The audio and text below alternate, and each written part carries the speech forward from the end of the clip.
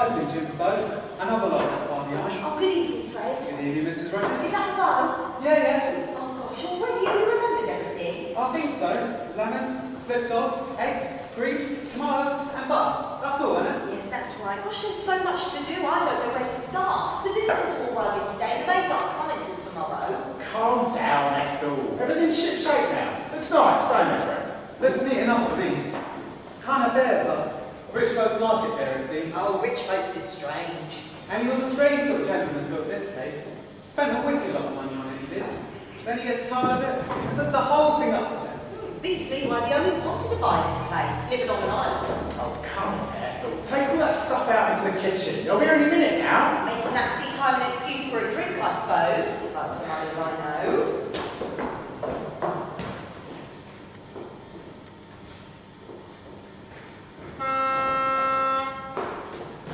That'll be young Jim. I'll be getting along. The two gentlemen arrived by car, I understand. Oh yes, I'm putting 5 hours in the morning and 8 pints of milk, remember? Right. Don't forget the oil for the engine, Fred. I want to charge up tomorrow and have the lights running down. It was held up at the railway. It's at the station now. I'll bring it across first thing tomorrow. Oh, and give me out with the luggage, will ya? Right. Oh, I forgot to give you the list of guests, Tom. Thanks, my love. That's looking very classy, not to me. Miss Claythorne. She'll probably be your secretary. Oh, I don't hold much for secretaries. Worse than hospital nurses. They're giving themselves their airs and graces and always looking down on our servants. Stop rousing, Ethel. Cut along to that lovely, up-to-date, expensive kitchen of yours. There's too many newfangled gadgets for my fancy.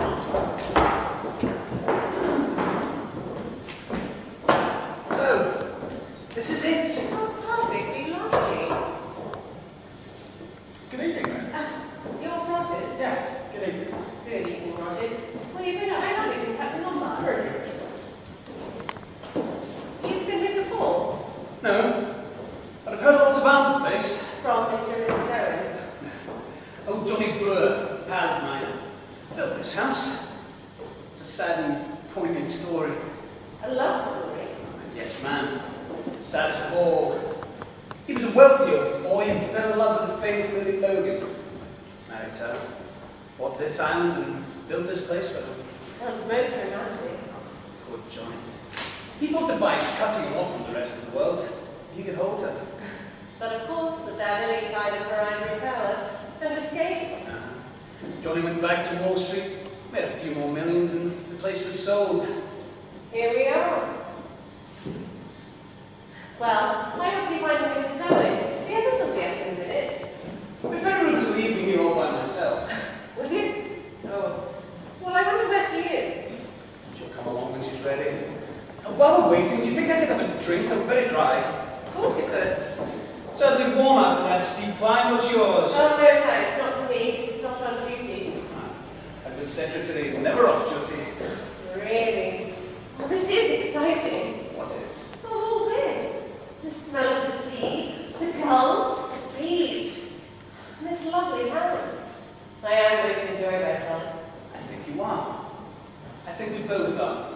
Here's to you. You're very lovely. Where is Mrs. Owen? Mr. and Mrs. Owen might be down from London until tomorrow, miss, so I thought you knew. Tomorrow. I've a list here of the guests expected, miss, if you'd like to have it. The second boatman's just arrived. Thank you. Oh, awful. I say, it will be sweet and help you, won't you? I will move from your side. Thank you. It seems silly to have brought only us in the first boat and all the rest in the second. That, I'm afraid, was design, not accident. Design? What do you mean? I suggested to the boatman that he didn't need to wait for any more passengers. Rather than 5 shillings when we started up the engine. You shouldn't have done that. Well, they're not a very exciting lot, are they? That young man was rather nice with me. Callow. Definitely callow and very, very young. Suppose you think a man in his 30s is more attractive. I don't think, my darling. I know. Wizard lace you've got here. I'm Mrs. Owen's secretary. Mrs. Owen's been detained in London, I'm afraid. It won't be down until tomorrow. Oh, too bad. May I introduce Captain Lombard, Mr. Marston, Anthony Marston. Have a drink, sir. Oh, thank you. What will you have? Gin and whiskey, sherry? Whiskey, Well, please. I'm Mrs. Owen's secretary. Mrs. Owen's been detained in London, I'm afraid. It won't be down until tomorrow.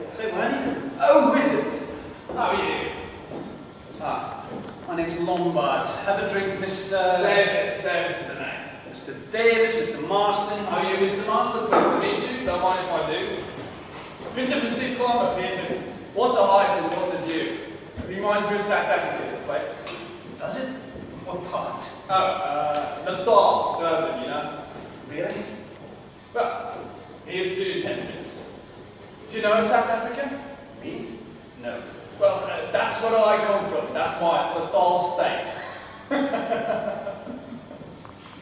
No. Interesting country, I should think. Our finest country in the world, sir. Gold, silver, diamonds, oranges, everything a man can want. Talk about the land flowing with beer and skittles. What do you do? General Mackenzie, isn't it? I'm Mrs. Owen's secretary. Mrs. Owen has been detained in London, I'm afraid. It won't be down until tomorrow. May I introduce Captain Lombard, Mr. Marston, and Mr. Thanks. Thanks is the name. Whiskey and soda, sir? Thanks. You the service. Formerly in the King's African Rifles. Too tame for me in peacetime, I chucked it. Pity. When? Where is Mrs. Owen? It's Brent, isn't it? I'm Mrs. Owen's secretary. Mrs. Owen has been detained in London, I'm afraid, and won't be down until tomorrow. Indeed. Extraordinary. Did she miss the train? I expect so. Why do you have something? May I introduce Captain Lombard, General Mackenzie, Mr. Marston. I think you all met on the boat, and Mr. Davis the name. I'll take you. No. Do let me get you a drink, a dry martini, a glass of sherry, whiskey and soda. I never touch alcohol. You never touched alcohol. I suppose you know, young man, that you left us standing on the wall. Oh, I'm afraid, Miss Brent, I was to blame for that. You see, I wanted... Oh, it seems to me most extraordinary that Mrs. Owen should not be here to receive her guests. Perhaps she's the type of person who just can't help missing trains. That's what I reckon she is. Oh, not at all. She isn't in the least like that. Perhaps it was her husband's fault. Well, she doesn't have a husband. I should like to go to my room. Of course, I'll take you there. You'll find Mrs. Rogers upstairs and she'll show you the room.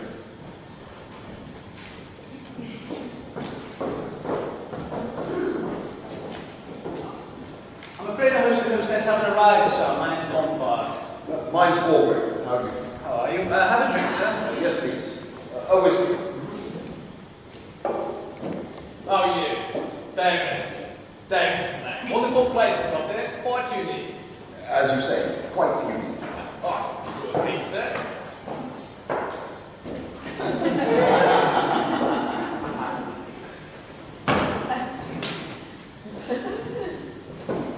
Old Badger Barkley rolled up yet?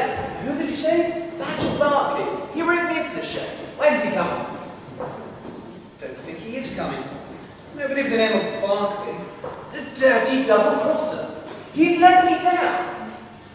Well, it's a pretty wizard island. Rather a wizard girl, that secretary. She ought to liven things up a bit. I say, old man, what about dressing for dinner if there's style?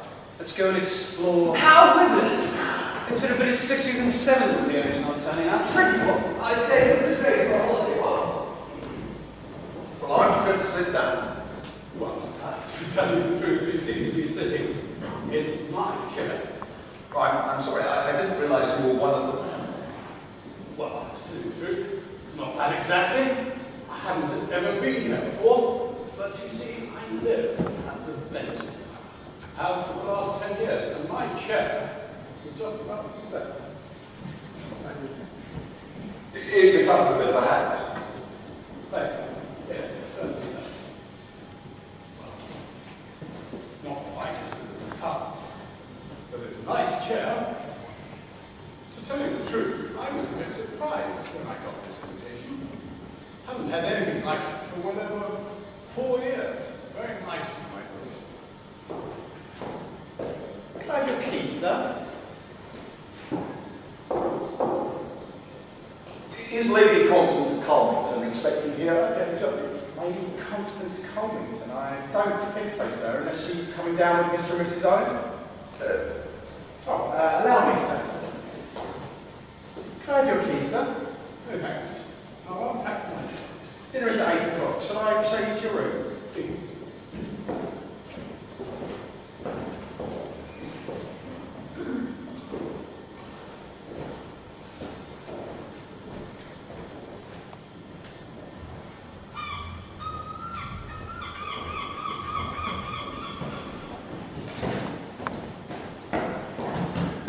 are, sir.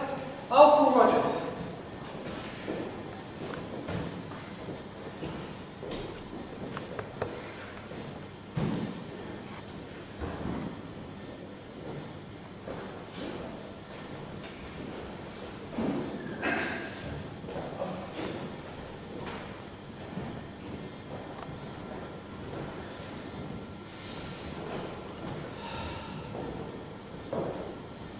How are you? Davis, isn't it? Mine's Armstrong. Dr. Armstrong, aren't you? Yes. Ah, I thought so. Never forget the face.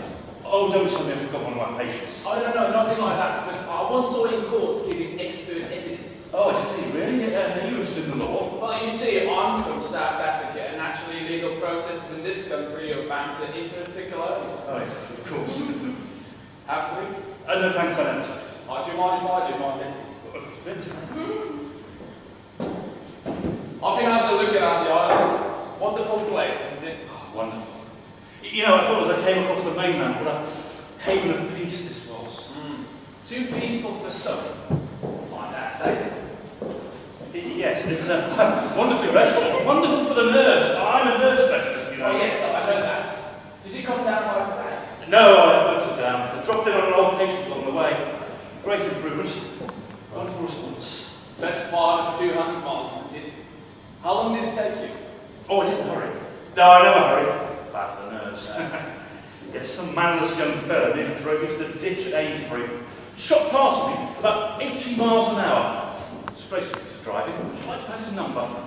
Yes, and if only more people would take down the numbers of these young road dogs. Yes. You must excuse me. I must go have a word with Mr. Owen. Ah, but Mr. Owen isn't coming down.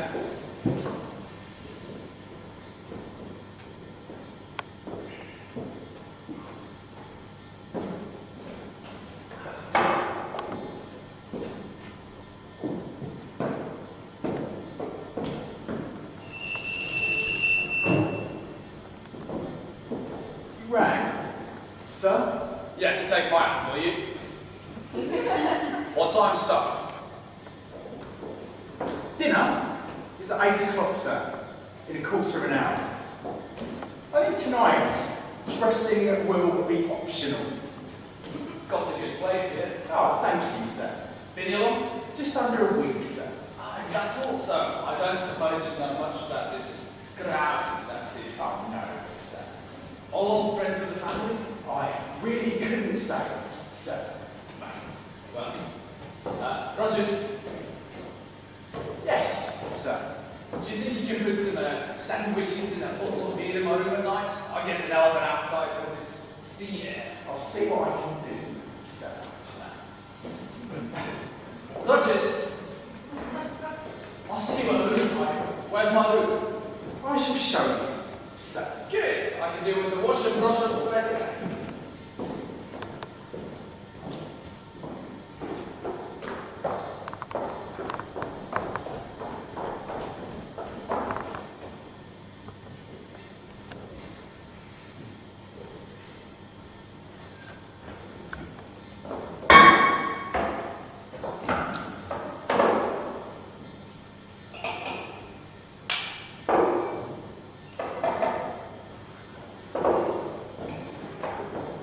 Oh, there you are, Rogers. What's coming up with these dirty glasses? What's leaving the dirty work to you? Here I am, full course dinner on my hands, no one to help me out. What's coming up with the dishing up? Who's that who's talking to you, by the way? Davis, South African gentleman. A class, if you ask me. No money, neither. Oh, I don't like him. I don't like him either much. They're more like that country out of the boarding house, I'd say. That Davis, he gives out he's a millionaire or something. You should see the state of his underwear. Cheap as they make them. Well, as I said, he's not treating us right. Here we are, we've got all these visitors arriving today. They don't come until tomorrow. What do they think we are? Anyway, the money's good. So it ought to be. Catch me going into service again unless the money was good. Well, it is good. So what are you going on about? As I said, I'm not staying any place I'm put upon. Cooking's my business and I'm a good cook. First rate, fella. Well, kitchen's my place and the housework's none of my business. All these visitors arriving today, I've got a good mind to put a hat and coat on and head straight back to Plymouth. You can't do that. I should like to know. Because you're on an island. What have you forgotten now? Yes. Suppose I had. And I don't know if that's people on an island. Well, I don't know that I didn't even come to that. No slipping down to a pub or going to the pictures. Oh well, double wages on account of difficulties, and there's plenty of beer in the house. That's all you ever think about, beer. Now, you stop your nagging. Get back to the kitchen, your dinner will be spoiled. I'll be spoiled anyway. Everyone's going to be late. It's wasted on them anyway. Well, thank goodness I didn't make souffle. Dinner won't be a minute, miss. It's just a question of dishing up. Is everything all right, Rogers? Can you manage between the two of you? Yes, thank you, miss. The missus talks a lot, but she gets it.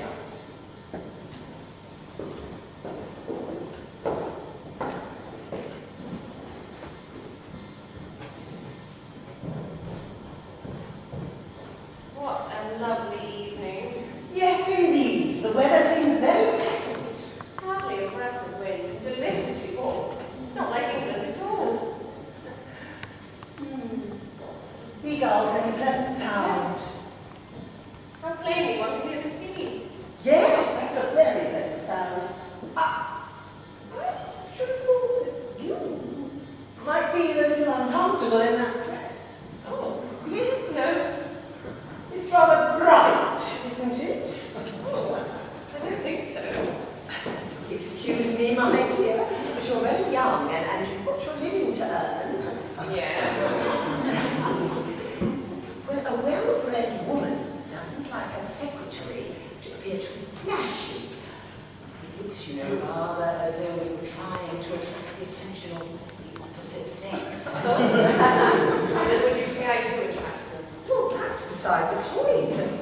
A girl who sets out to attract the attention of men isn't likely to keep her job long. Well, surely that depends on who she's working for. That's beside the point. Really, Miss Claythorne. Oh, aren't you being a little unkind? Oh, well, young people nowadays behave in the most disgusting fashion. Disgusting. Yes. Low-backed evening dresses, and lying half naked on beaches, or this so-called sunbathing. Just an excuse for immodest conduct. Reality. Christian ladies drinking cocktails. And look at the young men nowadays. Decadent.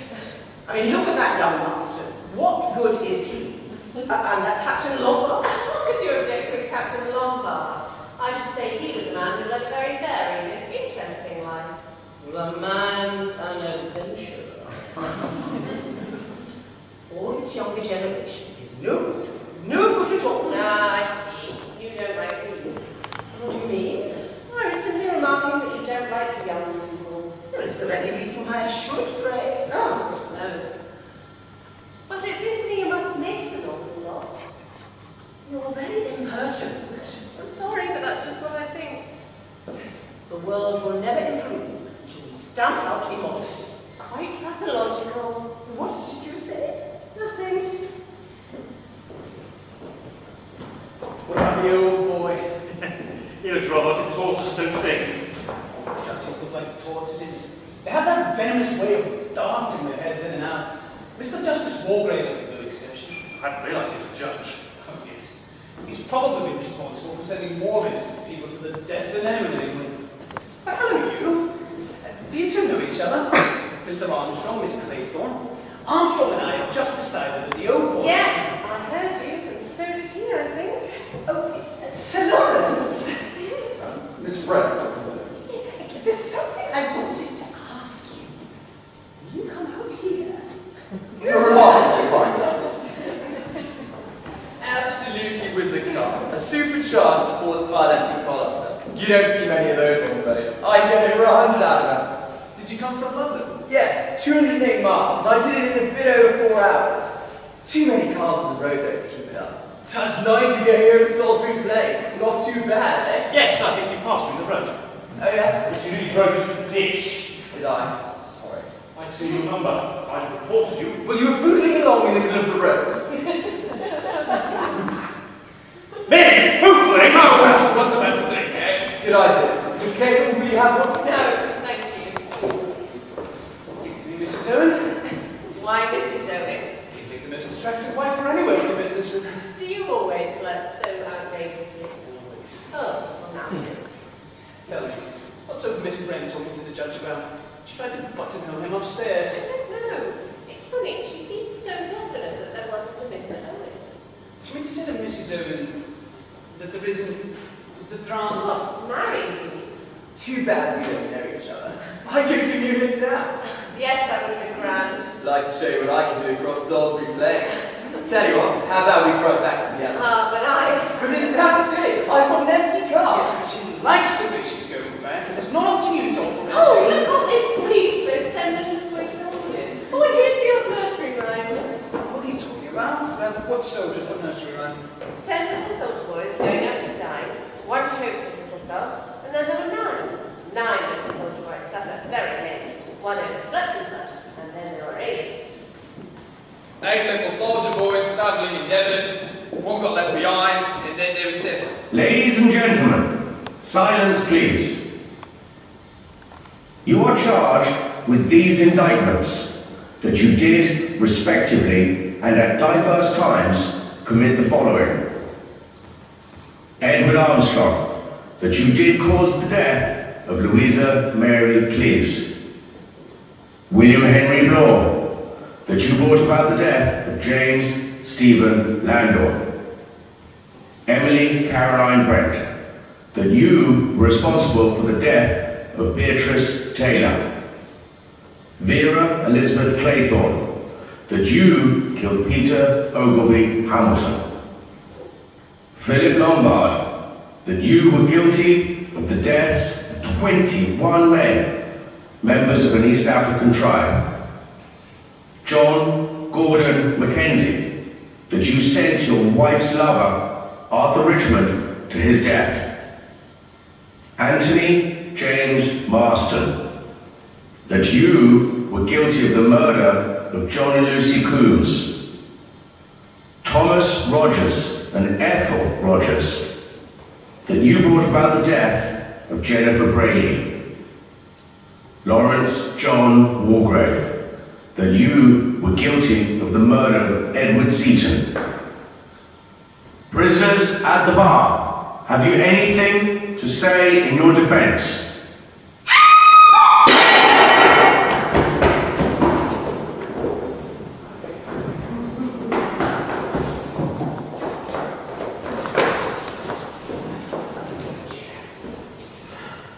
That's nothing much. She's just fainted, that's all. She'll be round in a minute. Let's get some brandy. Not just get some brandy. Who was that speaking? It sounded... What's going on here? What kind of practical joke was that? Where the devil did that voice come from? Here we are! You are charged Turn with it off! Turn it off! It's horrible! A disgraceful, cruel, and heartless practical joke. So you think it's a joke, do you? Well, what else can it be? At the moment, I'm not prepared to give an opinion. Who the devil turned it on? And said going? We must inquire into that. Allow me, sir, if I speak to her. Ethel, it's all right, dear. Pull yourself together. We'll be all right now, Mrs. Rogers. Just a nasty spell. Did I first? Yes. What was that voice?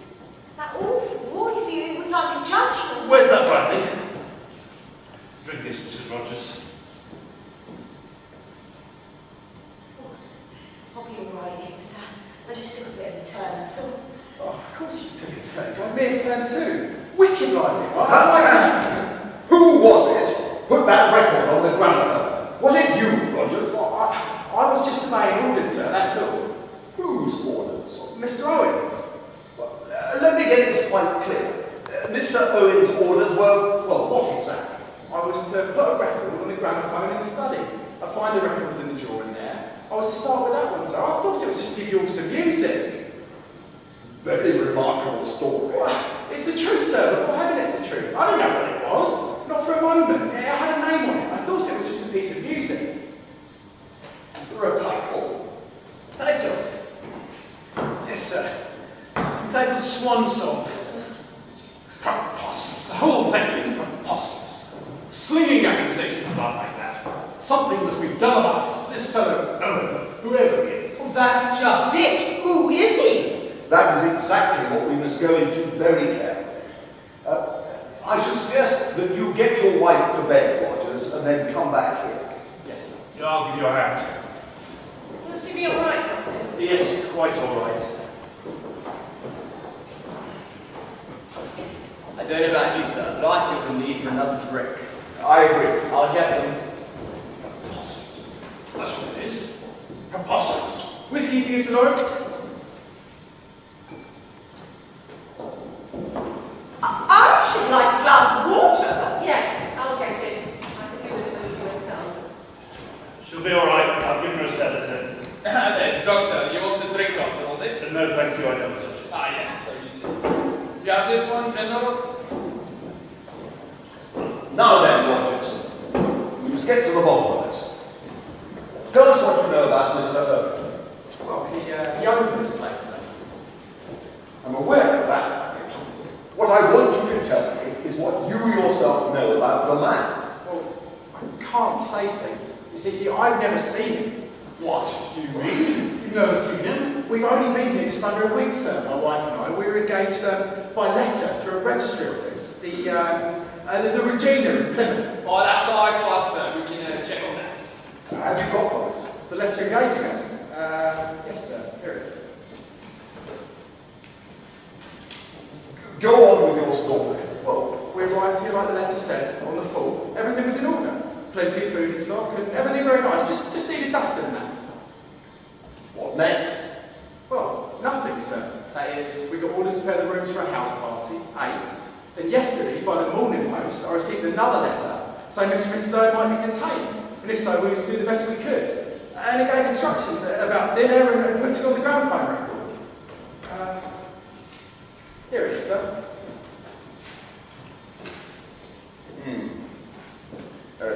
Headed Ritz Hotel and typewritten. Coordination machine number 5. That new. No ensign. Most common make. We shan't get much out of this. We might try for fingerprints, but it's been handled too much. Quite a little detective. Got some fancy Christian names, hasn't he? Hewlett, Norman, Owen. Quite a mouthful. I'm obliged to you, Mr. Martin. You've drawn my attention to a curious and suggestive point. I think the time has come for us all to pool our information. It would be well for everybody to come forward with all the information they have regarding our unknown host. We're all his guests. I think it would be profitable if each one of us were to explain exactly how that came about. There's something very peculiar about all of this. I received a letter with a signature that was not very easy to read. It purported to come from a woman I met at a certain summer resort 2 or 3 years ago. I took the name to be Ogden. I'm quite certain I've never met nor become friendly with anyone of the name of Owen. Have you got that letter, Miss Webb? Yes, I'll fetch it for you. Miss Clayton. Well, I never actually met Mrs. Owen. I applied for a holiday post at a secretarial agency in London, Miss Grenfell's. I was offered this position and accepted. And you were never interviewed by your prospective employer? No. This is the letter. Thank you. Soldier Island, Sticklehaven, Devon. I've received your name from Miss Grenfell's agency. I understand that she knows you personally. I shall be glad to pay the salary you ask, and shall expect you to take up your duties on August 8th. The train is at 12:10 from Paddington, and you will be met at Oakbridge Station. I enclose £5 for expenses. Yours truly, Una Nancy Owen. Mr. Marsden? Don't actually know yet. Got a wire from a pal of mine, Badger Barkley. Came as a bit of a surprise. I got wind the old boss had gone to Norway. Haven't got the wire. Thank you. Dr. Armstrong? All right, I suppose in the circumstances I may admit that my visit here was professional. Mr. Owen wrote me that he was worried about his wife's health, her nurse, to be precise. Well, he wanted a report without her becoming alarmed, so he therefore suggested that my visit be regarded as that of a guest. You had no previous acquaintance with the band, No. but you had no hesitation in obeying the summons. Well, a colleague of mine was mentioned and a rather handsome fee suggested. Besides, I was due a holiday anyway. Miss Brent.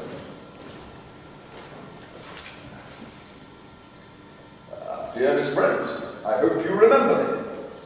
We were together at Bellhaven Guest House in August some years ago, and we seem to have so much in common. I'm starting a guest house of my own on the island off the coast of Devon.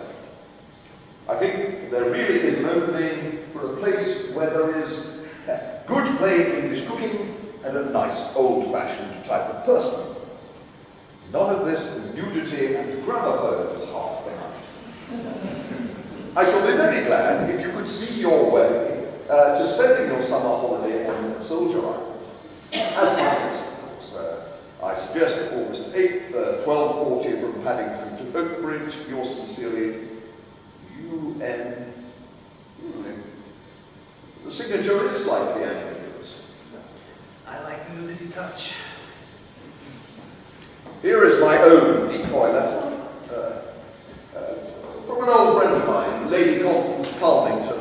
She writes in her usual vague and incoherent way, urges me to join her here, and refers to her host and hostess in the vaguest of terms. Look here, I just thought... but I think that... We will take one thing at a time, if you don't mind, Captain Lombard. General Mackenzie. Got a letter from this fellow Owen. Thought I must have met him sometime at the club. Mentioned some old cronies of mine who would be here. Hoped I'd excuse informal invitation. Haven't kept the letter, I'm afraid. And you, Captain. Same sort of thing. Invitation mentioning mutual friends. I hadn't kept a letter either. Just now, we had a somewhat disturbing experience. An apparently disembodied voice spoke to us all by name, uttering certain accusations against us. We will deal with those accusations presently. At the moment, I'm interested in a minor point. Amongst the names we received was that of William Henry Blore. But as far as we know, there is no one named Blore amongst us.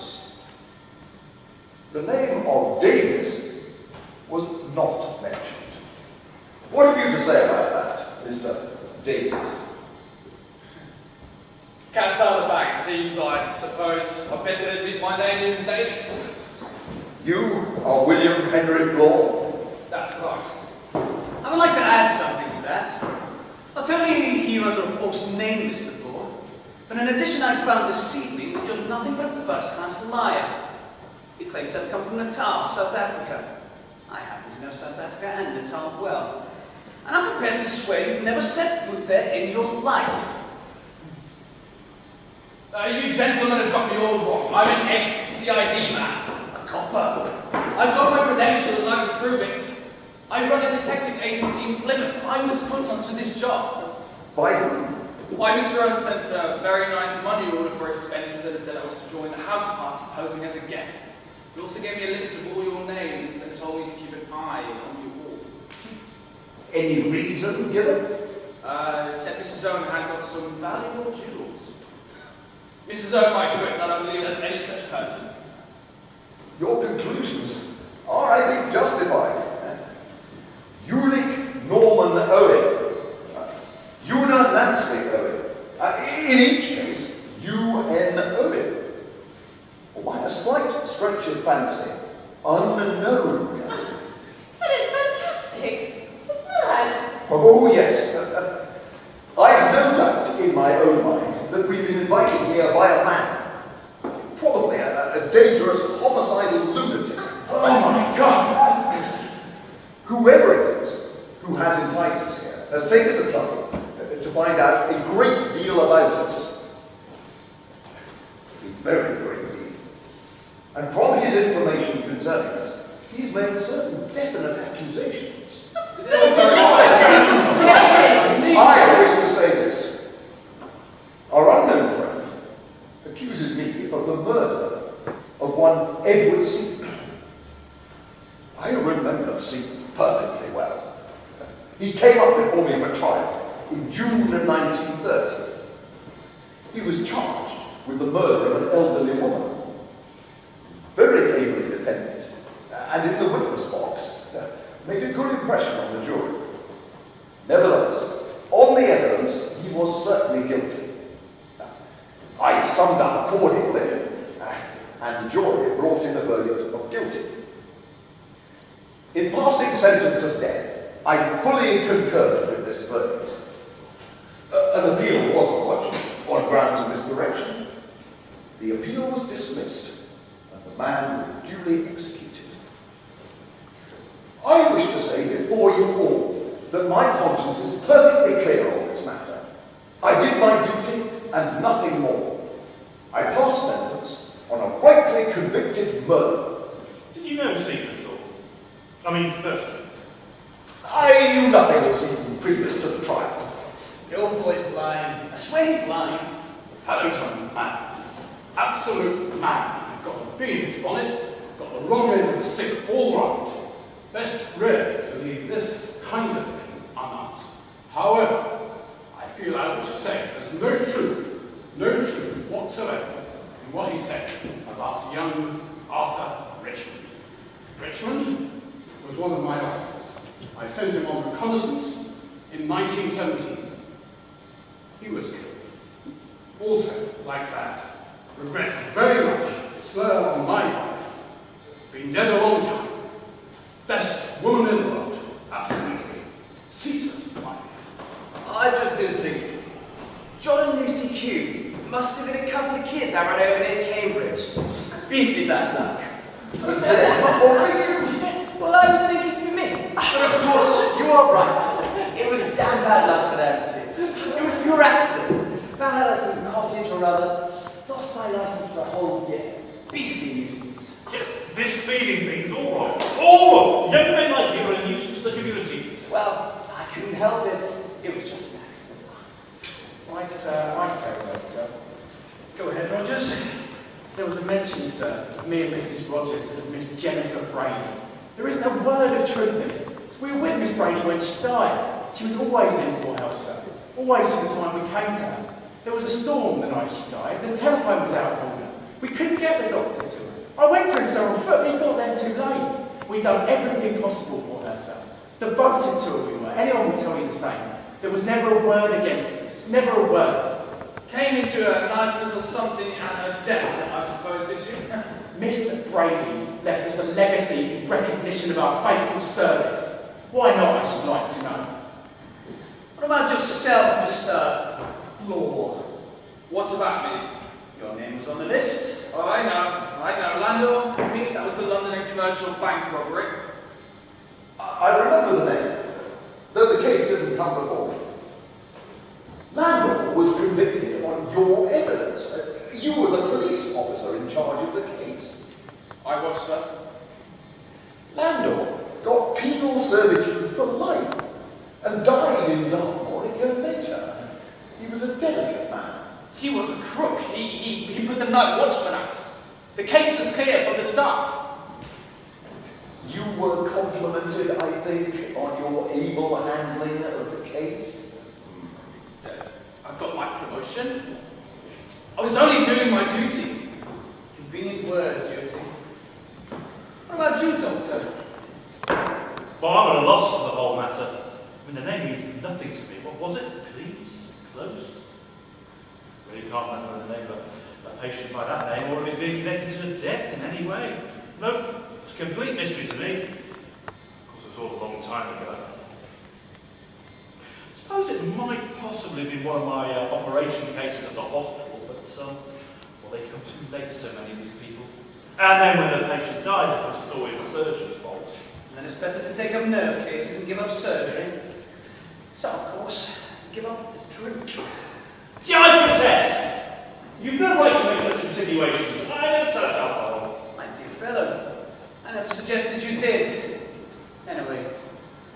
unknowns the only wonderful facts. Miss Clayton. I was nursery governess to Peter Hamilton.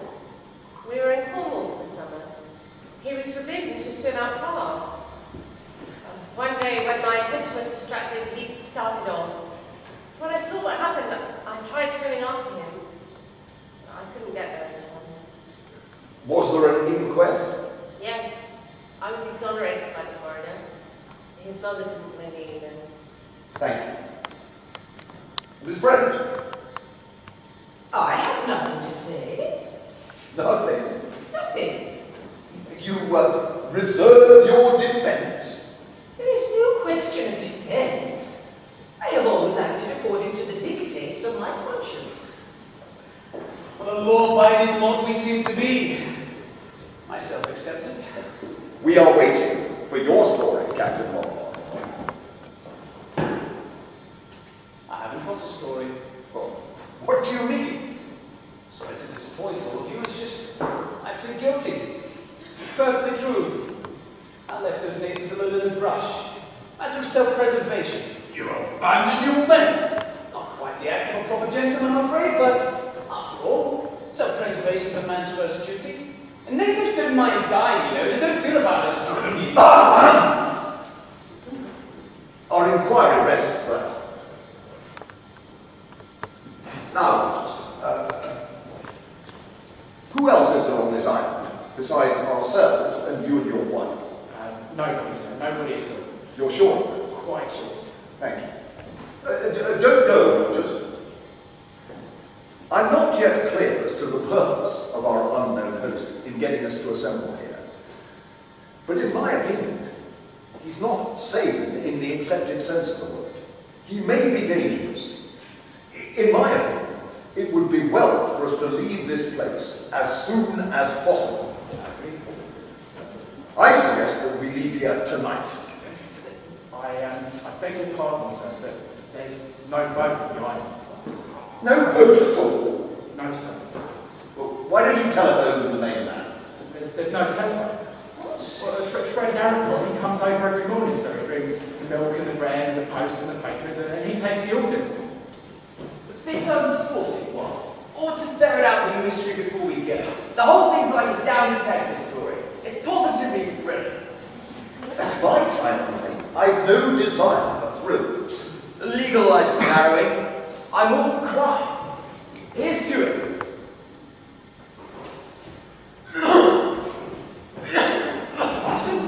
Marston!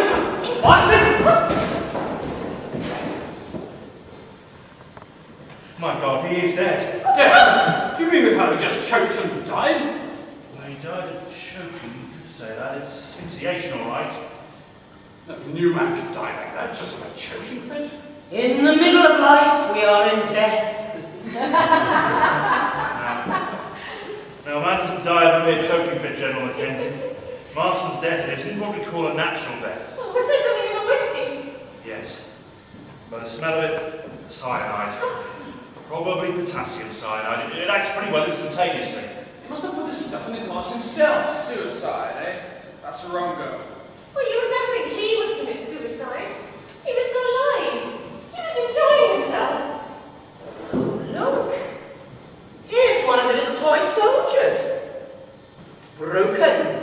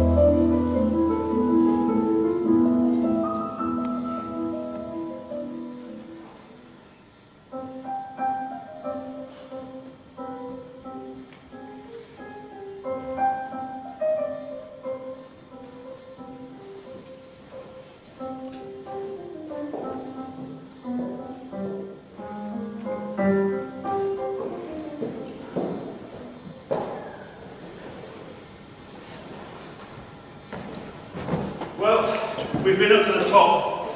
No sign of that boat yet. Oh, it's very early still. Oh, I know. Still the fellow brings the milk and the bread and all that. I should have thought he'd have got it before this.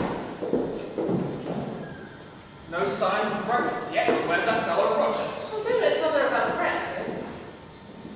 How's the weather looking? The wind has freshened a bit. Rather a mackerel sky. Old boy in the train yesterday said we were due for some dirty weather. Shouldn't wonder if it wasn't right. I wish that boat would come. The sooner we get off the island, the better. I mean, it's absurd not keeping a boat on an island. So, no proper harbour. If the wind comes to blow from the southeast, a boat would get dashed to pieces against the rocks. But a boat wouldn't always be able to make us from the mainland. No, Miss Brent, that's just what it wouldn't. Do you mean we should be cut off from the land? Yes. Condensed milk, bright vita, and tin stuff till the gale has blown itself out, but you needn't worry. The sea's only a bit choppy. Oh, I think the pleasures of living on an island are rather overrated. Oh, I wonder if that boat's coming, you know. Annoying the way the house is built slap up against the cliff. You can't even see the mainland as we've gone up to the top. Shall we go over again? No good, Doctor. A watched pot never boils. Besides, there wasn't a sign of a boat putting out when we were up there just now. What can that man Nericott be doing? They're all like that in Devon. Never hurry themselves. Yeah, where's Rogers? He ought to be about. Well, if you ask me, Master Rogers was pretty badly rattled last night. Yes. Ghastly, the whole thing. Got the wind up properly. I take it even bet that him and his missus did do that old lady in. You really think so? I never saw a man more scared. Guilty as hell, I should say. Fantastic. I mean, the whole thing is just fantastic. I say, suppose it's hot. Rogers?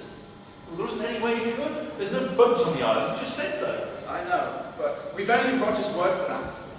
What if there is one, and he's nipped off in it the first thing? Oh no, he wouldn't be allowed to leave the island. Sleep well, General?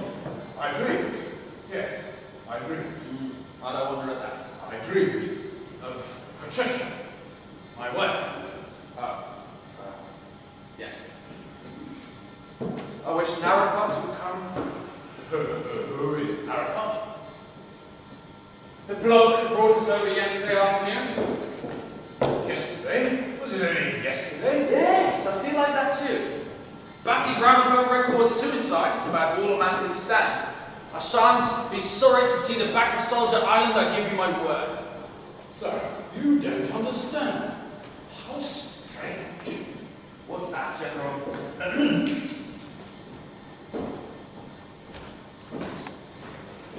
Don't like the look of him. I reckon your master's suicide must have come as a pretty bad shock to him. He looks years older. Where's the poor young fellow now? In the study, I put it by myself. Dr. Armstrong, I suppose it was suicide. What else can it be? Well, I don't know, but suicide. You know, I had a pretty funny feeling in the night. This Mr. Unknown Owen, suppose he's on the island. Rogers may have known, or he may have told him to say so. Pretty nasty thought, isn't it? But is there any way that anyone can put something in Marston's drink without us seeing them? Well, it was just standing up here. Anyone could have slipped a dose of cyanide in it if they wanted to. That's... There you are, sir. I've been all over the place looking for you. Could you come up and have a look at my wife, sir? Yes, of course. She's feeling a little... She Won't leave the island without her.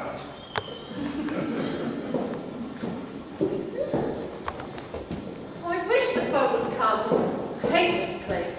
I think the sooner that we can get in touch with the police, the better. The police? Well, the police have to be notified in a case of suicide, you know, Miss Maple. Oh, yes. What's going on here? No sign of any breakfast. Are you hungry, General? Feeling like breakfast? Patricia. Patricia, ma'am. No. I'm good at playful. Oh, forgive me. I took you for my wife. Oh, I was waiting for her, you see. but I thought your wife was dead long ago. Yes, I thought so too. But I was wrong. She's here. On this island.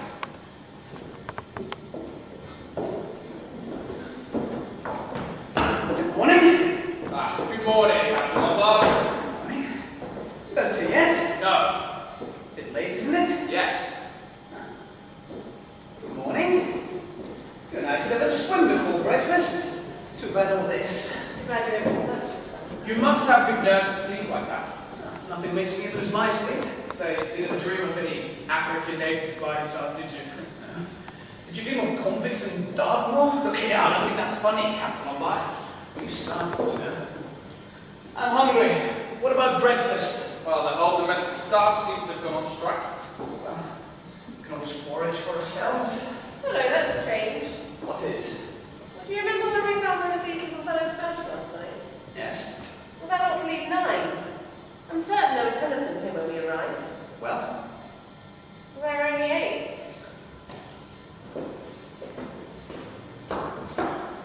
so there are.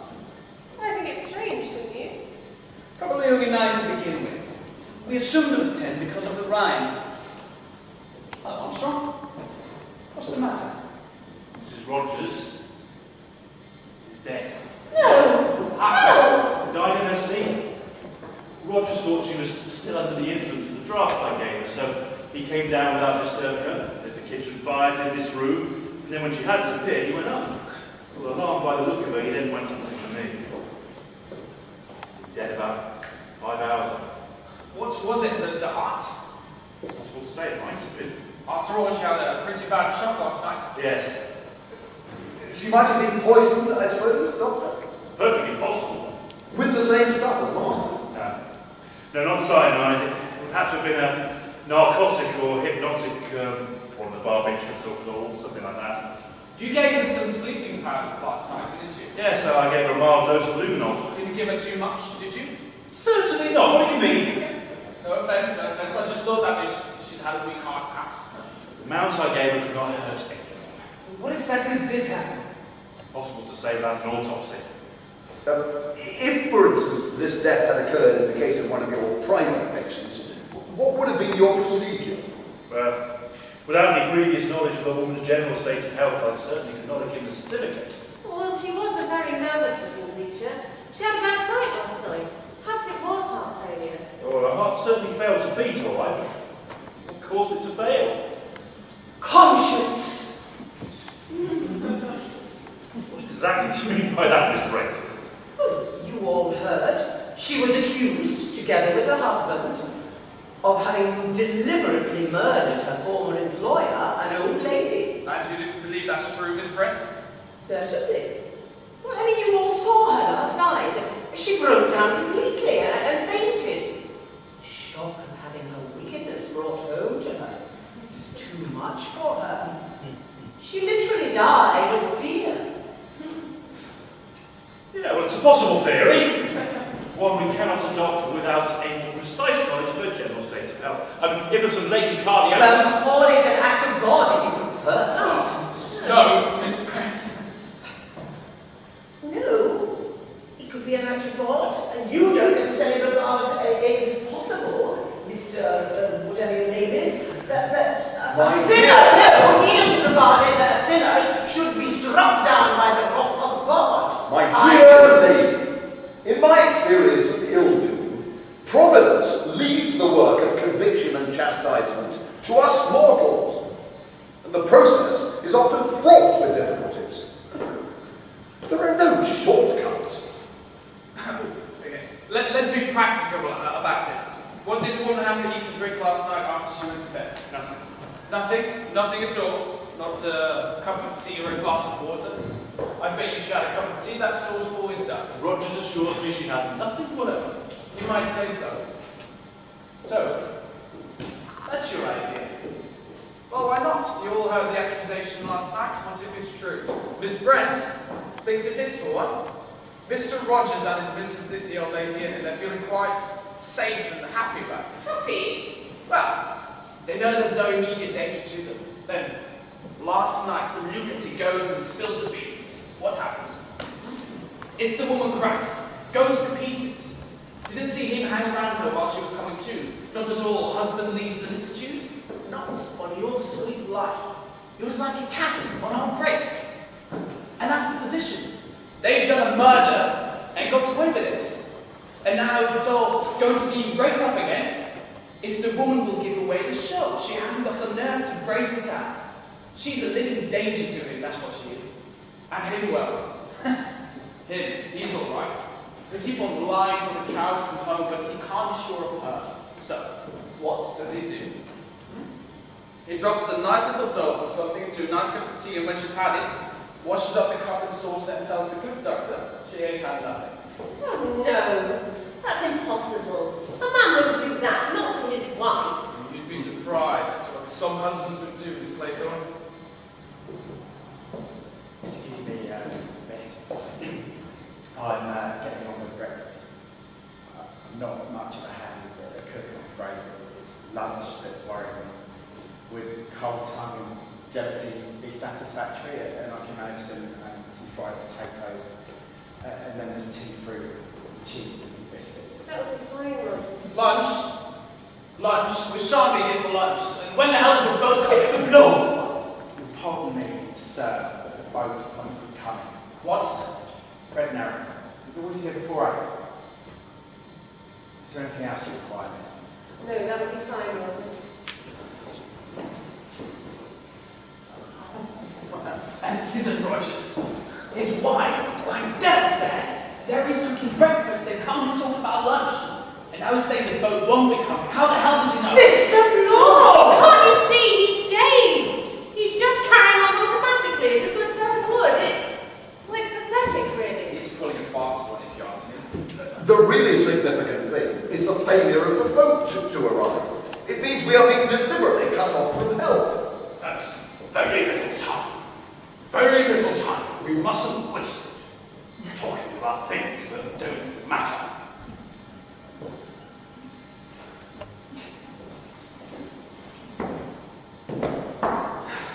Why do you think Narrowport hasn't turned up? I think the ubiquitous Mr. Owen has given orders. You mean, told them it's a practical joke or something of that kind? He's been never fall for that, would he? Why not? Soldier Island has a reputation for people having crazy parties. This is just one more crazy idea, that's all. Narrowport knows there's plenty of food and drink in the island. Probably thinks it's all a huge joke. Well, couldn't we have a bonfire? Somewhere up on the top of the island so that he would see it? It's probably been provided against. All signals are to be ignored. We're cut off, all right. Oh, can't we do something? Oh, yes. We can do something. We can find the funny gentleman who stays this little joke. Mr. Unknown Owen. I'll bet you anything you like he's someone on this island. And the sooner we find him, the better. Because in my opinion, he's as mad as a hatter. And as dangerous as a rattlesnake. Hardly a very good simile, Captain Lombard. A rattlesnake at least gives warning in its approach. Warning. My God, yes. That's a warning. 10 little soldier boys. The lieutenant after Narrowport left, weren't there? 10 little soldier boys going out to dine. One went and choked himself. Marston choked himself. And then 9 little soldier boys sat up very late. One overslept himself. Overslept himself.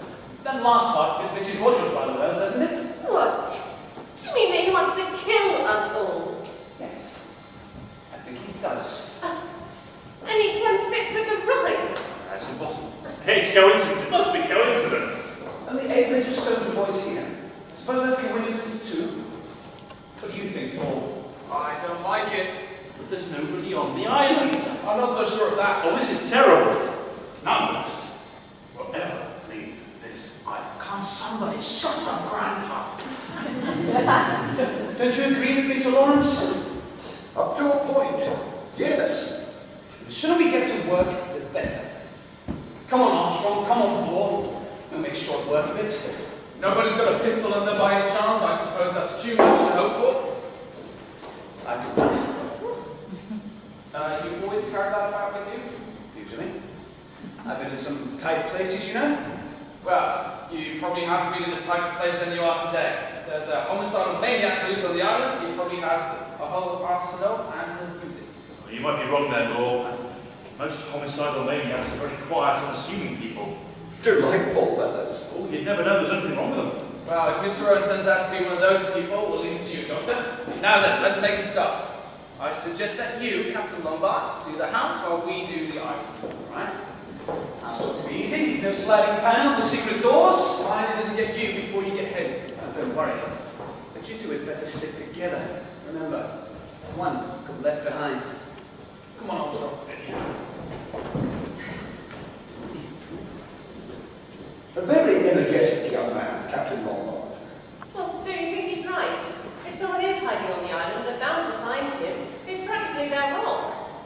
I think this problem needs brains to solve it rather than brawn.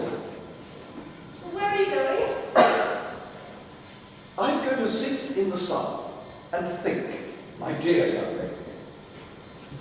Where is that skein of wool? Oh, did you leave it upstairs? Shall I go and see if I can find it? You know, I'll go. I know where it's likely to be. I am glad Captain Lombard has got it done. They're all wasting time. Wasting time. Do you think so? Yes. Much better to sit here quietly. Wait for what? For the end, of course. I wish I could find Patricia. Your wife? Yes. I wish you'd known her. She was so pretty, so lovely. Was she? Yes. I loved her very much. Of course, I was a lot older than her. She was only 27, you know. Arthur Richmond was 26. He was my ABC. Patricia liked him. They used to talk of music and plays together. And she teased him and made fun of him. I was pleased. I thought she took a motherly interest in the boy. Damn fool, wasn't I? No fool, like an old fool. It was just like a book, the way I found out. When I was out in France, she wrote to us both, and she put the letters in the wrong envelope, so I knew. Oh no. It's all right, my dear. It was a long time ago. I loved her very much and believed in her. I didn't say anything to him. I let it gather inside. Yeah, a slow, murderous rage. The damned young hypocrite. I liked the boy. Trusted him. Well, I wonder what the others are doing. I sent him to his death. Oh. It was quite easy. Yes, it was quite easy. All anyone could say was that I'd lost my nerve, made a blunder, sacrificed one of my best men. Yes, it was quite easy. Patricia never knew. I never told her that I found out. We went on, as usual, but nothing seemed quite real anymore. She died of pneumonia. She had a heart-shaped face, and grey eyes, and brown hair, curled. Oh, don't! Yes, I suppose it was murder. Curious murder. And I've always been such a law-abiding man. Didn't seem like that at the time. Serves him damn well right. That's what I thought. Well, after. Well, you know, don't you? What do you mean? You don't seem to understand. I thought you would. I thought you'd be glad, too, that the end was coming. We're all going to die, you know. I don't know. You're very young. You haven't got to that yet. The relief, the blessed relief when you know that you've done with it all, that you haven't got to carry the burden any longer. Gerald! Don't talk to me like that. You don't understand. I want to sit here and wait for Patricia to come.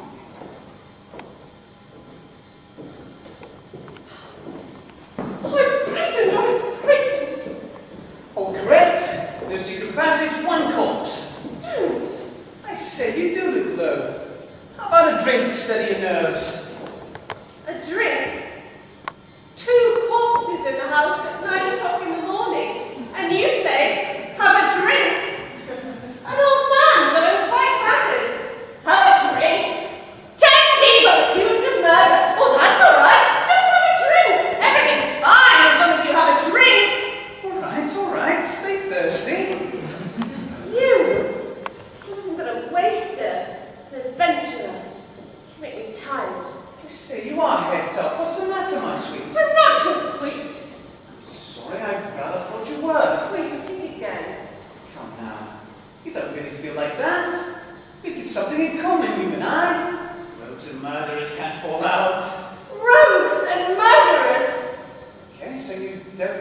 company of rogues and murderers, and you won't have a drink. I'll go and finish searching. Listen, young man. We can't find it anywhere. Oh, is something the matter? I'm worried about the General. He really is ill, I think. Looking out for the boat, General. His sin has found him out. Oh, don't. Well, one must face facts. Well, can any of us afford to throw stones? Even if his wife was no better than she should be, she must have been a brave woman. He had no right to take judgment into his own hands. What about Beatrice Taylor? That was the name, wasn't it? Oh, you're referring to that absurd accusation about me? Yes. Now we're alone. I have no objection to telling you the full facts of the case. Indeed, I should like you to hear them. It was not a fit subject to discuss before gentlemen, so naturally I refused to say anything last night. That girl, Beatrice Taylor, was in my service. I was very much deceived in her. She had nice manners, was clean and willing. I was very pleased with her. It's not that. Sheerest hypocrisy. She was a loose girl, with no morals, disgusting. Some time before I found out that she was what they call in trouble. It was a great shock to me. I mean, her parents were decent folk, and they brought her up strictly. I'm glad to say they did not condone her behavior. Oh, what happened? Naturally, I could not keep her an hour under my roof. No one shall ever say that I condone immorality. Did she drown herself? Yes, How old was she? 17. Only 17. Well, quite old enough to know how to behave. I told you what a low depraved girl she was. I said she was beyond the pale, and that no decent person would take her into their house. I told her that her child would be the child of sin, and would be branded all its life, and that the man would naturally not dream of marrying her. I told her I felt soiled by ever having her under my roof. You told a girl of 17 all that? Yes, I'm glad to say I broke her down utterly. I've no patience with this indulgence towards sin. And then I suppose you turned her out of the house. Of course. She had nowhere to go. Oh, what did you feel like when you found that she'd drowned herself? Well, yes, didn't you blame yourself? Well, I had nothing with which to reproach myself. I believe you really feel that way. Oh, that makes it even more horrible. Girls are unbalanced. Now, the heathen are sunk down in the pits that they made. In the net which they hid is their own foot taken. The Lord is known by the judgment he executed. The wicked is snared in the work of his own hand. Breakfast is ready. Be quiet. The wicked shall be turned into hell. Do you know where the gentlemen are, miss? Breakfast is ready.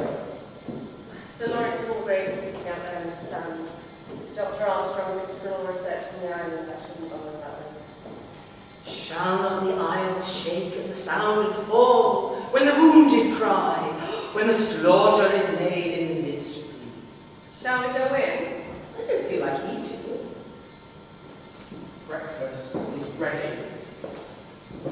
Then all the princes of the sea shall come down from their thrones and lay away their robes and put off their broidered garments. They shall clothe themselves with trembling. They shall sit upon the ground and shall tremble at every moment and be astonished at thee. Reading aloud, Miss Brett. It is my custom to read a portion of the Bible every day. Very good habit, I'm sure. Well, what luck did you have? There's no cover on the island, no cave, no one can hide anywhere. That's right. What about you, Captain Lombard? No one. I'll stake my life on it there's no one in this house but ourselves. I've been over it from attic to cellar. Breakfast is getting cold. Breakfast? Come on, Blow. You've been yelping for breakfast ever since we got up. Let's eat, drink, and be merry, for tomorrow we die. And who knows, perhaps even today. You should be ashamed of such levity, Captain Lombard. Come on, General. Can't be having this. Breakfast, I say, sir. Good God! One will live behind. There's a knife in Mackenzie's back. He's dead. He's dead. No, but he can't be. There's only us on the island who could have done it. Exactly, my dear sir. Don't you realize that this clever and cunning criminal is always comfortably one stage ahead of us? That he knows exactly what we are going to do next and makes his plans accordingly. There's only one place, you know, where a successful murderer could hide and have a reasonable chance of getting away with it. One place, where? Here, in this room. Mr. Owen is one of us.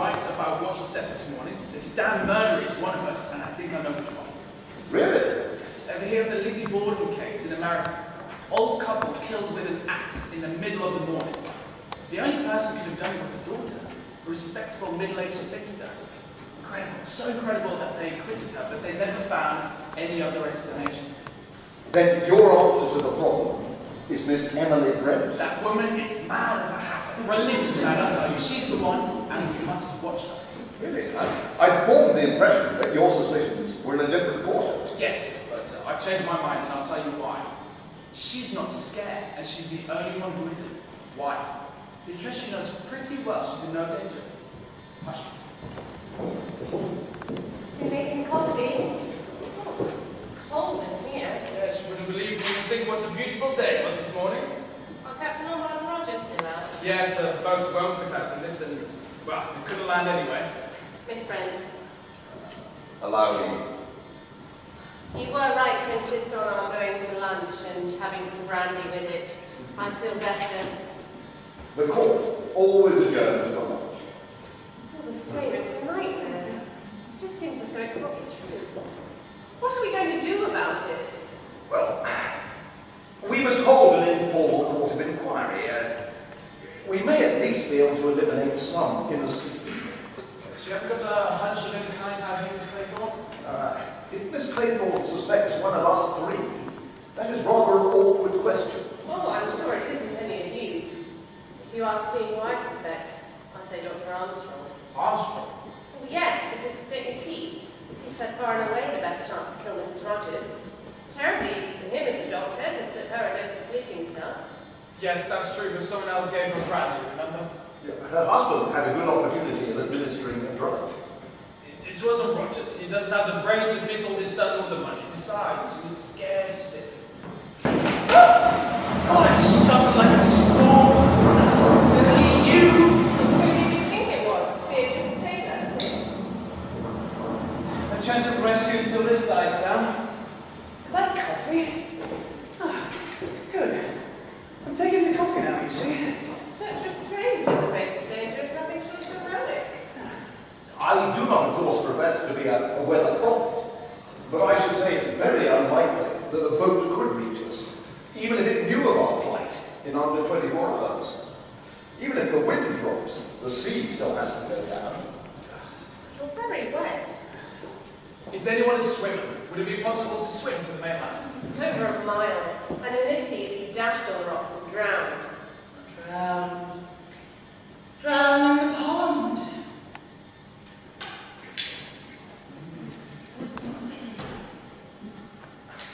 I beg your pardon.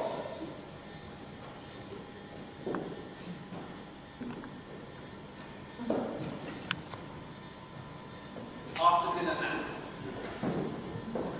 It's terribly cold in here. I could light the fire if you like, miss. Well, that would be a good idea, Rogers. Very sound sleep, Rogers. Excuse me, but does anyone know what's become of the top bathroom curtain? Really, Rogers.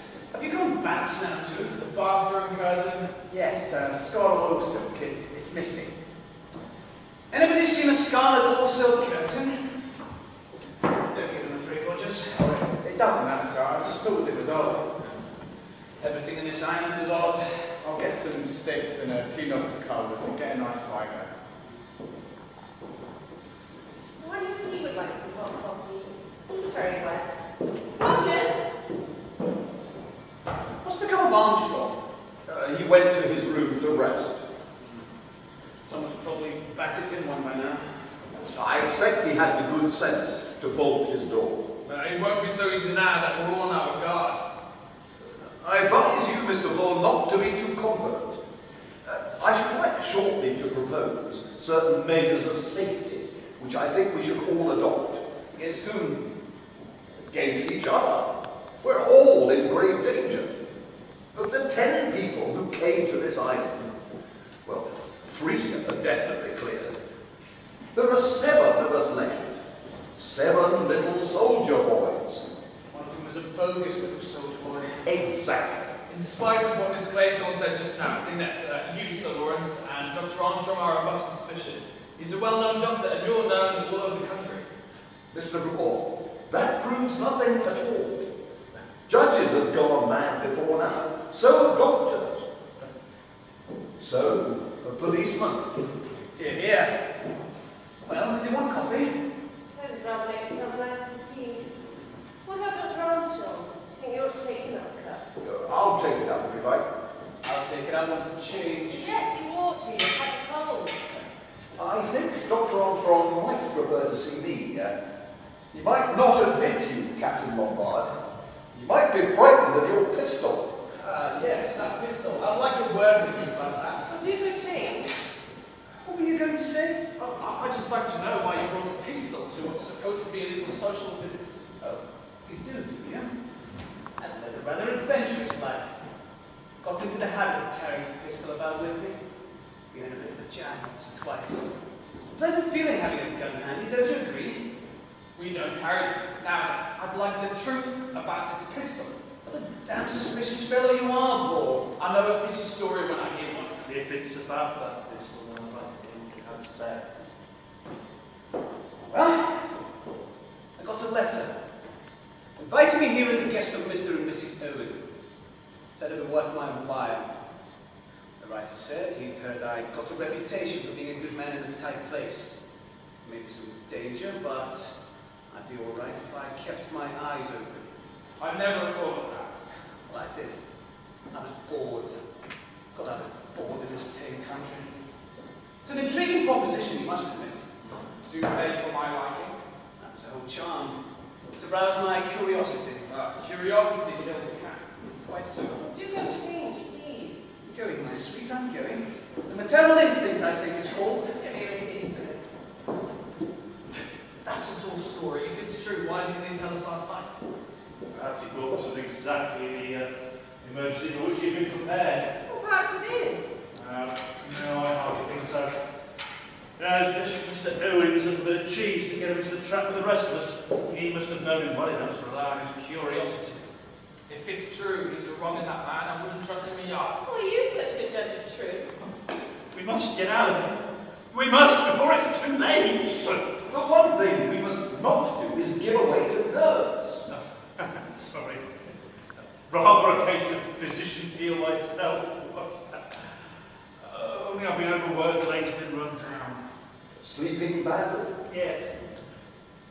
I keep dreaming of hospitals, operations, a knife to my throat. Real nightmares. Yeah. Tell me, do you ever dream of being in court? Sentencing a man to death?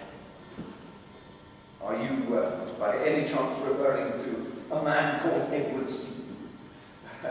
I can assure you that I should not lose any sleep over the death of Edward Seaton. A particularly brutal and cold-blooded murder. The jury liked him. They were inclined to let him off, I can see.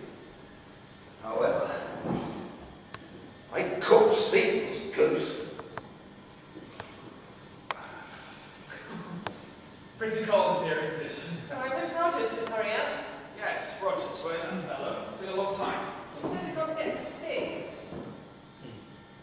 Sticks. Sticks. My God, sticks.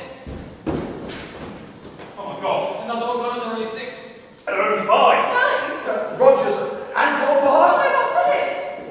Rogers! What the hell is a poor off to like a madman? Have you seen Rogers? Why should I? 2 more soldiers have gone. I thought it was you. Well, what is it? In the scullery. Is he? Oh, he's dead, all right. How? With an axe. Somebody must have come up behind him while he was bent up the wood. What's that up? One chopped himself in half. And then there were 6. Viva, stop it! Stop it! She'll be all right. What next, boys? Bees? Did they keep bees in the island? Well, that's the next verse, isn't it? There's 6 little soldier boys playing with a hive. A bumblebee stung one, and then there were 5. A bumblebee stung one. Well, we all look pretty spry. Nothing wrong with any of us.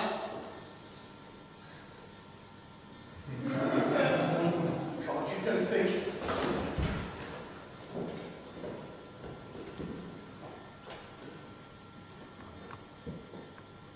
A hypodermic syringe. The modern beast thing. While we were sitting here, one of us. What of us? Which of us?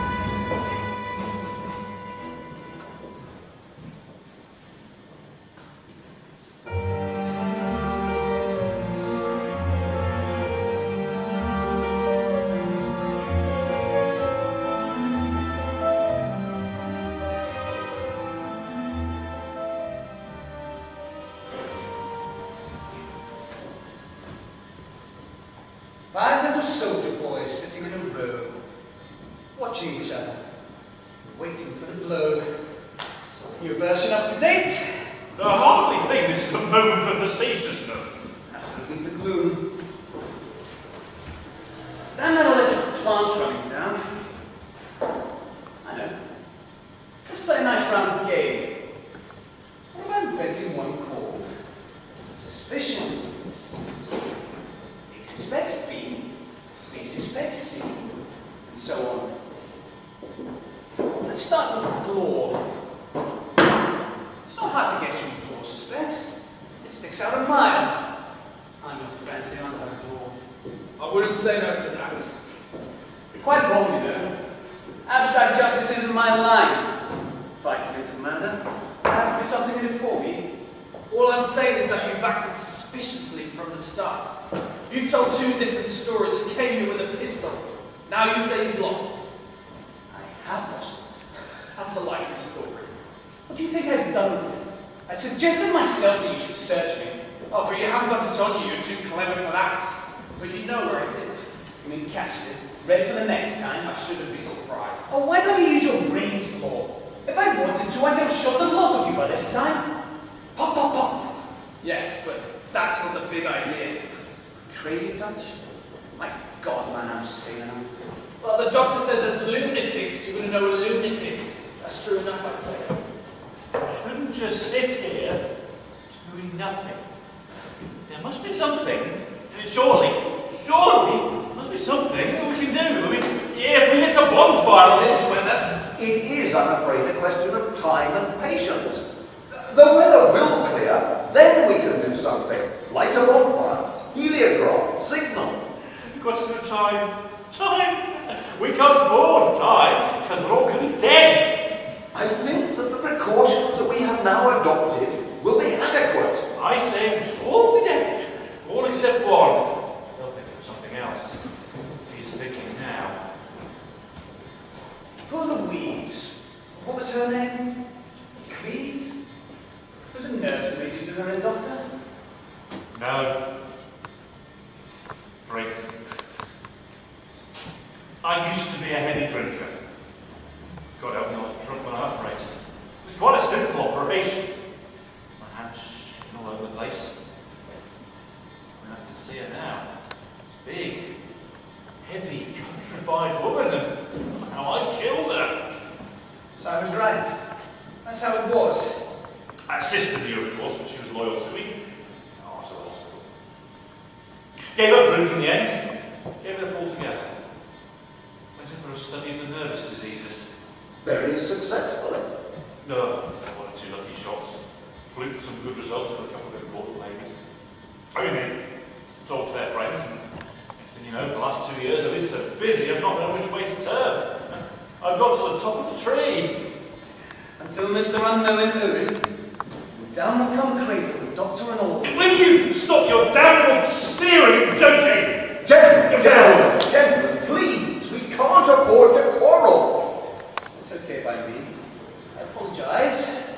This terrible inactivity that gets on my nerves. We are adopting, I feel convinced, the only measures possible.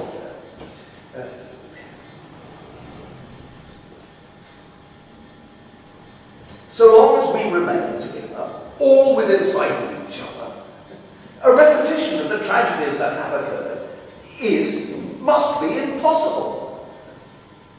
We've all submitted to a search. Therefore we know that nobody is armed with either firearms or a knife. Nor has anybody got about their person cyanide or any other drug. If we remain, as I say, within sight of each other, nothing can happen. We can't go on like this. We shall eat food and sleep. That's what I say. Obviously, the murderer's only chance is to get one of us detached from the rest. So long as we can prevent that, we are safe. Safe? You're very sound, Vera. There isn't anything to say. I wonder what the time is. It's awful waiting. Just waiting for the answer to buy and yet feeling that they might be the last. What is the time? 8:30. Oh. Pretty awful like this. Storm's dying down a bit, so what do you think? Perhaps. You mustn't be too optimistic. Murder's got everything on his side. Even the weather's falling in line with his plans. What's about something to eat? If you like, I'll go out there to some town and make some coffee. But you all stay here. Well, that's right, isn't it? Not quite. You see, Miss Claythorne, it might be inadvisable to eat or drink something that you have prepared out of our sight. Oh! You don't like me, do you? It's not a question of likes or dislikes. There are very few tricks that get past you, Sir Lawrence. You know, if If you won't be offended at my saying so, you're my fancy. This is hardly the moment, Captain Lombard, for any of us to indulge in the luxury of taking offence. I don't think it's law. I may be wrong, but I can't feel you've got the imagination for this job. All I can see is, if you are the criminal, I take my hat off to you for being a damn fine actor. Thank you. No. I don't think it's the doctor. I don't believe he's got the nerve. You could plenty of nerve, Vera. On the other hand, you'd strike me as eminently sane. Therefore, you'd only do the murder if you had a thoroughly good motive. Thank you. Go off or something. Splendid. Animal, vegetable, and mineral. But up and down. He says he's a police officer. But we've got no proof of that. And he only sent it off the gramophone record with his name had been given.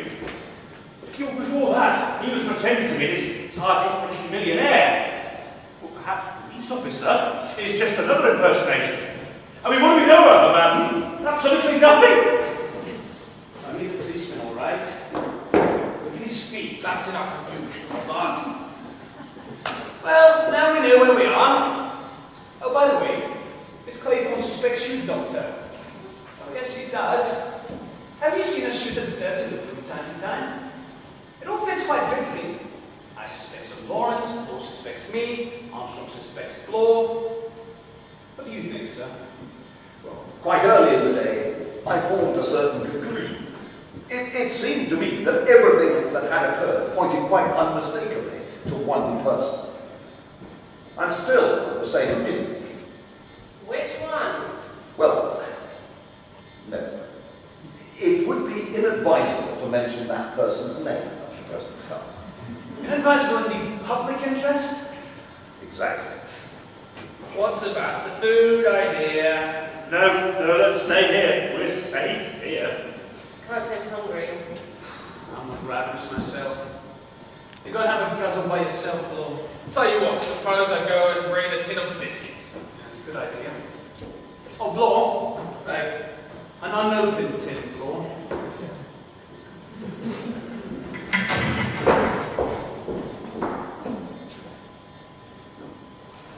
So with the wind making the curtains rattle. What about the bathroom? The one that Roger says. By the wildest stretch of imagination, I cannot see what any homicidal maniac would want with a scarlet or silk curtain. Well, things seem to have been disappearing. Miss Bradmaster's getting knitting. So the criminal, whoever he or she is a kleptomaniac too. How does it go? 5 years old boys. Going in for law. I'm going to chancery. In chancery. But how did that apply? Unless Precisely, my dear young lady. That's why I'm sitting right here. But I'm casting you as the world murderer, not victim. The term can apply to a boxer. Maybe we should start a free fight. I'll soon let you out, my dear. that awful rhyme. Keeps going round and round in my head. I think I'll remember it until I die. This Blore's a long time. I expect the big bad wolf has got him. I have asked you once before to try and restrain your rather peculiar sense of humour, Captain Lombard. Sorry, sir. Must be a form of nervousness.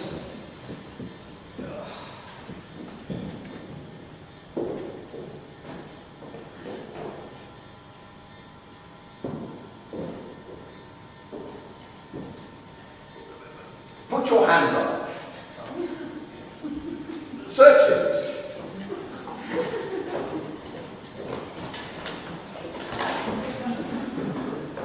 No, thank you. Oh, come now, you've had no dinner. I couldn't eat anything. I warn you, Lord will wolf a lot. I don't see why you have to be so funny about it. Starving ourselves won't do us any good. How are we off for cigarettes? I haven't got any. Now for answer. Fortunately, I'm a pipe smoker. I've got a hot box upstairs in my suitcase. I'll get them. I can do with a cigarette myself. See that you all stay where you are. Not bad, these biscuits. What are they? Cheese? Cheese and celery. bad state. I don't know that I agree with you there, Doctor. Miss Claythorne strikes me as a very cool and resourceful young lady. Quite remarkably so. So that's your idea, is it? That she's a guilty party? It's hardly likely, is it? A woman? You and I, Doctor, see women from slightly different angles. What does anyone say to a spot of whiskey? Good idea. Provided we tackle an open bottle. God!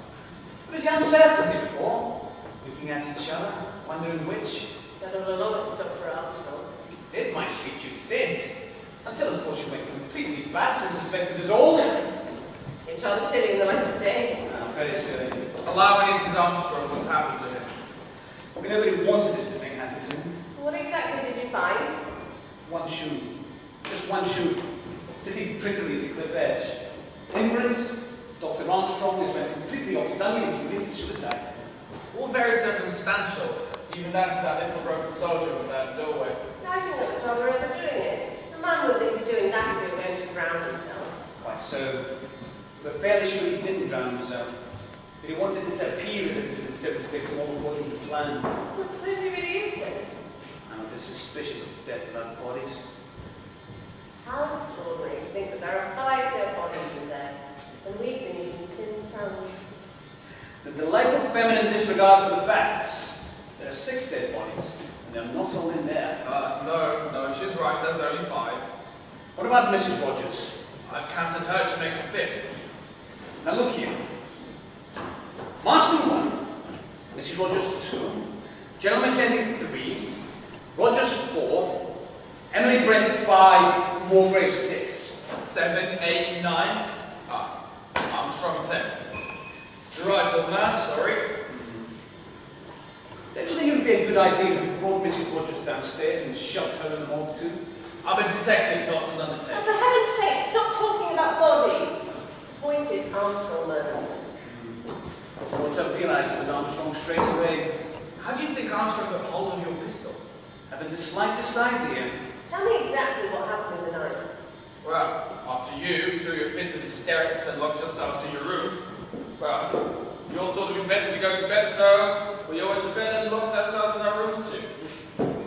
About an hour later, I heard someone pass my door. I went out and tapped on the door store. He was there all right. Then I went to Armstrong's room. It was empty. That's when I tapped on your door. Told you to sit tight whatever happened. Then I came down here. The window in the balcony was open, and my pistol was lying just beside it. But why the devil would you chuck your pistol away? Don't ask me. Either an accident or he's crazy. Where do you think he is now? Lurking somewhere. Waiting to have a crack at one of us. Well, we ought to search the house. What? And walk into an ambush? Oh, I hadn't thought of that. Quite sure you heard they were moving about after we went out last night. Oh, I imagined all sorts of things. But nothing short of setting the house on fire got me to unlock my door. I see. Just thoroughly suspicious. What's the use of talking? What are we going to do? If you ask me, do nothing. Sit tight and take no risks. Look here, I want to go after that fellow. A dog of the bulldog breed you are, Paul. By the way, between friends and without prejudice, you did win for that little sport of perjury, didn't you? Well, I suppose it doesn't make any odds now. Lando was innocent, all right? The gang squad in between us. We put him away for a stretch. Mind you, I wouldn't tell you now. You think we're all on the same boat? I couldn't tell it in front of Mr. Justice Walgrave, could I? No, hardly. I say that fellow Seaton. You think he was innocent? I'm quite sure of it. Walgrave had a reason for wanting him out of the way. Oh well, Paul. Delighted you've come off your virtuous perch. I hope you made a tidy bit out of it. Nothing like what I ought to have done. They're a mean lot, that Betty gang. I got my promotion, though. And landlord of Pinar Servitude who died in jail. I couldn't tell he was going to die, could I? That was your bad luck. His, you mean? Yours too. Because as a result of that fact, your life may get cut short unpleasantly soon. What? By Armstrong, I'll watch it. You'll have to. Remember, only 3 little soldier boys there. But what about you? That should be all right, thank you. I've been in some tight places before and get out of them. I need to get out of this one. Besides, I've got a pistol. Yes, that pistol. Look here, you said you found it lying over there. What's to say you haven't had it all the time? Same old gramophone record. No room in your head for more than one idea at a time, is there? No, but it's a good idea. You're sticking to it. And I would have thought up a better story than that if I were you. I only wanted something simple that a policeman could understand. What's wrong with the police? Nothing. Now that you've left the force. Look here, Captain Lombard, if you're an honest man, as you pretend to be. Law. And neither of us honest. If you're telling the truth, just for once, you want to do the square thing and shove that pistol down there. Don't be an ass. I said I was wanting to look for Armstrong in the house, wasn't I? If I'm willing to do that, will you lend me that pistol? I won't. That pistol's mine. It's my pistol, and I'm sticking to it. Then And you know what I'm beginning to think. I'm not beginning to think it, you square-headed flatty. You thought it last night. Now you went back to your original idea. That I'm the one and only you and I'm the one Owen. Is that it? I won't contradict you. Think what you damn well, please. But I warn you. I think you are both behaving like a pair of children. Sorry, teacher. Of course, Captain Lombard isn't the unknown. The unknown Owen is Armstrong, and I'll tell you one very good proof of it. What? Think of the Rhine. 4 little soldier boys going out to sea. A red herring swallowed one, and then there were 3. Well, don't you see the subtlety of it? A red herring. Well, that's Armstrong to pretend suicide. But it's only a red herring, so he isn't really dead. Oh, that's very ingenious. Well, to my mind, it's absolute proof. You see, it's all mad because he's mad. He takes this strange, crazy, childish pleasure in sticking to the Rhine and making everything happen in that way. Dressing up the judge, killing Rogers when he was chopping sticks, or using a hypodermic needle on Miss Brenda. He might as well have drugged her. He's just got to make it all fit in. And that might give us a pointer. Where do we go from here? 3 little soldier boys walking in the zoo. A big bear hugged one, and then there were 2. He'll have a job with that one. There's no zoo in this island.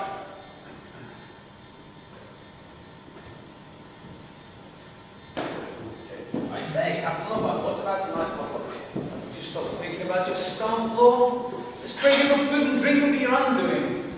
There's plenty of beer in the kitchen. So if anyone wanted to get rid of you, the first place they'd look at would not be those would be a nice bottle of beer. What's that? A boat! A boat!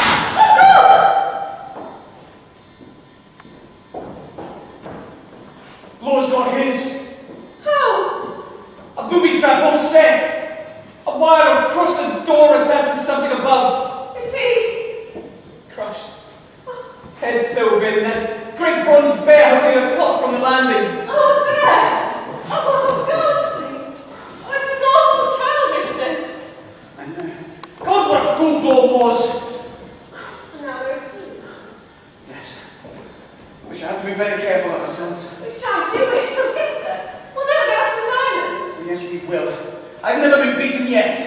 But don't you feel that there's someone now in this room, watching, waiting? That's just nerves. Well, then you do feel it. No, I don't. Well, please, Philip, let's get out of this house. Anywhere. Perhaps if that was where they'll see us. All right. We should go to the top of the island and wait for relief to come. The sheer cliff on the far side, and we can see if anyone approaches from the house. Well, anything is better than staying here. Won't you be rather cold in that dress? I'll be colder if I were dead. Perhaps you're right. Philip, please be careful. I'm not poor. No window directly above? Hello? There's something washed up in the rocks. What? It looks like a body. You better go and wait in there. I'm going to have a look.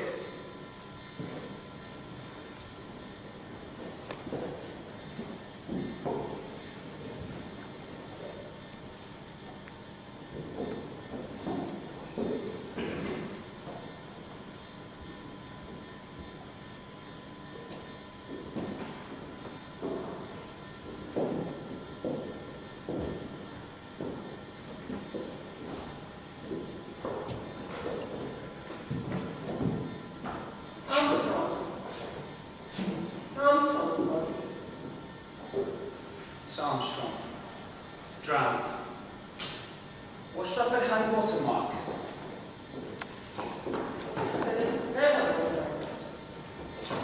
No one except us 2. Yes, Peter. Now we know where we are. Now we know where we are. Very pretty trick of yours with that wire. Quite neat. Old Wargrave always knew you were dangerous. You? So you did drown that kid after all. I didn't. I think that's where you're wrong. Please believe me. Please listen to me. I'm listening. But you better make it a good story. Well, this isn't a story. It's the truth. I didn't kill that child. It was someone else. Who? A man. He's his uncle.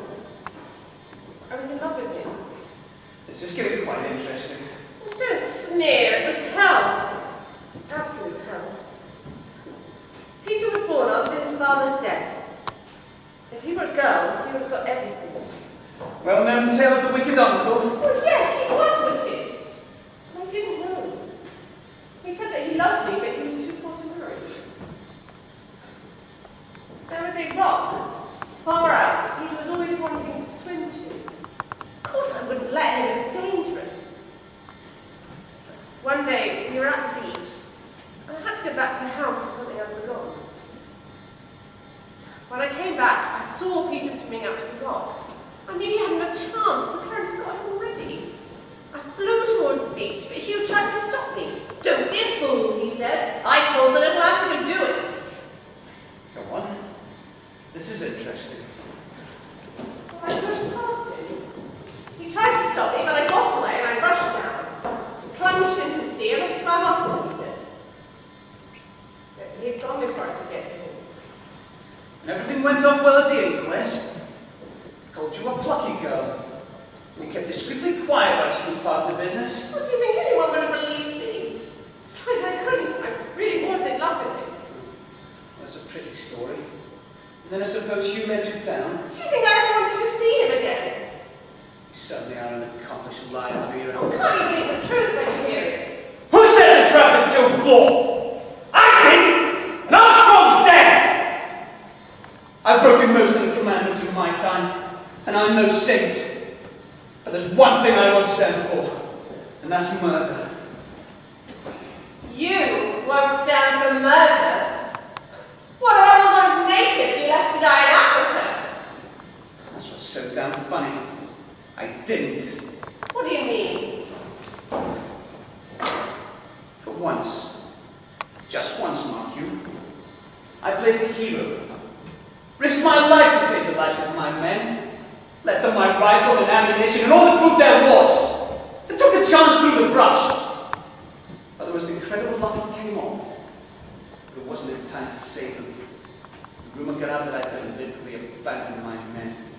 There's life for you. You expect me to believe that? Why, you actually admitted the whole thing. I know. I get such a kick out of watching their faces. You can't believe a stupid lie like that. I lost you. Oh, why didn't we see it before? It's there in your face. The face of a killer. You can't fool me any longer. Oh! No! You cunning little devil. You come one step nearer and I'll shoot. You young, lovely, and quite mad.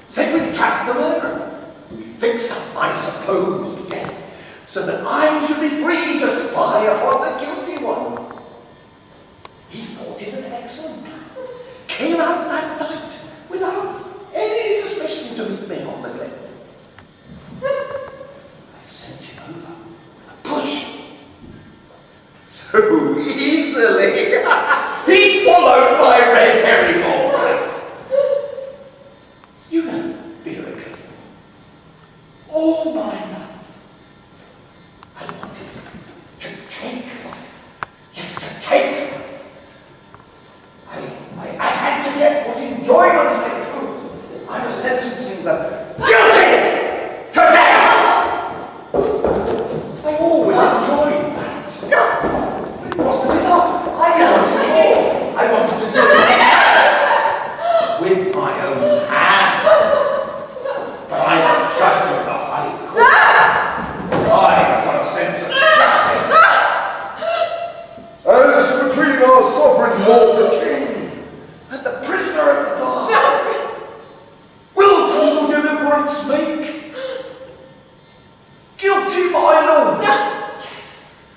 Yes, guilty. You were all guilty, you know, but the law couldn't touch you. So I had to take the law into my own hands, into my own court,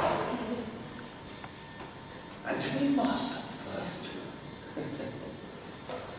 And Mrs. Rogers, Barbiton in the brandy, Mackenzie, Stout, got Rogers with an axe, and when he was dropping sticks, doped Emily Brent's coffee so she couldn't feel the hypodermic. Booby trap for law. Law was a fool. I always knew it would be easy to get law. Returning that pistol was a clever touch. Yes, made the end interesting. I always knew you two would suspect each other in the end. Question was, who would win out? I banked on you, my dear, the female of the species. Besides, it's always more exciting.